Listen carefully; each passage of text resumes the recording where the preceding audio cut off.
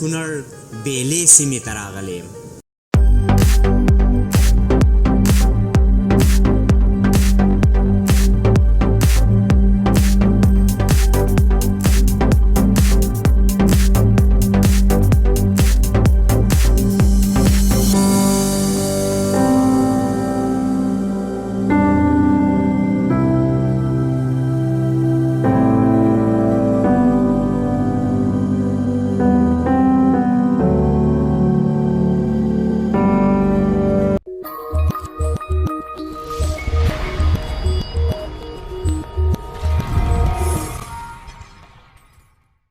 درنو لیدونکو سلامونه.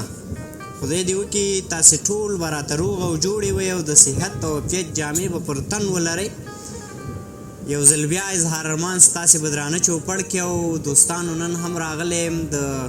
کونړ ولایت خاص کونړ ولسوالۍ ته.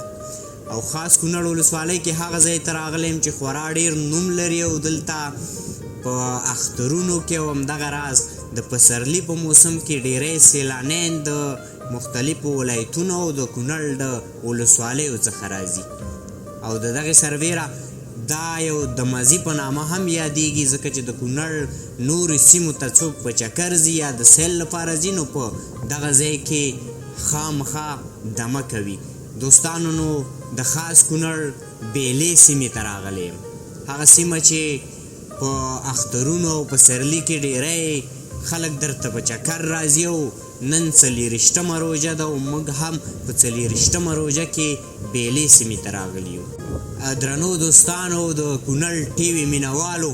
ډېری غوښتنه کوله چې تاسې خاص کونړ کې یو خپرونه جوړه کړئ. دغه دی نن نو خاص کونړ او د بیلې سیمه. د دې ترڅنګ به نن موږ د 40مې روژې روژه ماتې هم په بیلې سیمه کې کوو.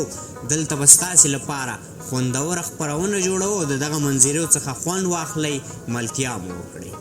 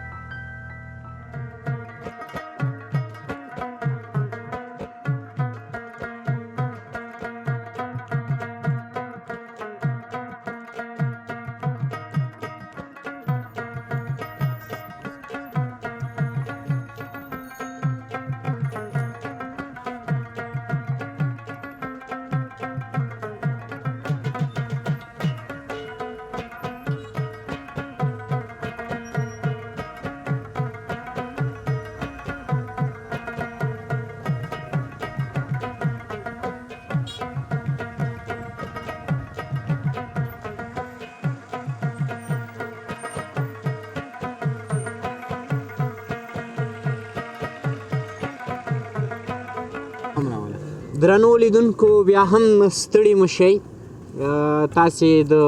خاص کونړ بیلې دغه ښکلې منظرې را سره ننداره کړې د کونړ لوی سیند مو ننداره کړو چې دا ډېر ښکلی ماحول دی او دلته نو بیا د پسرلي په موسم کې عاشقانه ماحول نو دوستانو موږ هم نن روژه ماتې دلته را جوړ کړی او یېره دې نه وي چې موږ د مالیار خان میلمانه وو نن او مالیار نو بیا پوره زحمت ایستلی دی او په خپل زحمت باندې موږ ته روژه ماتې را جوړ کړی دی نو دوستانو موږ به دلته روژه ماتې کوو او تاسې د خاص کونړ یا د دغه بیلې ښکلې منظرې ولیدلې نو درنو لیدونکو هیله ده چې په دغه 15مه 16مه روژه غالبا دا ویډیو له تاسې سره دا خپرونه شریکیږي نو تر هغې مو روژې په خیر او خوشحالۍ سره را رسولې وي او همداراز کوچني اختر ته په کوم ځایونو کې خپرونې وکړو تاسې نظرونه راکړئ په کمنټ کې راته ولیکئ او تر بیا چې اظهار ارمان سره د داسې بختورو ملګرو ستاسې په درانه چوپړ کې زیریږي نو د یو سوکاله او اباد افغانستان په هیله خدای پامان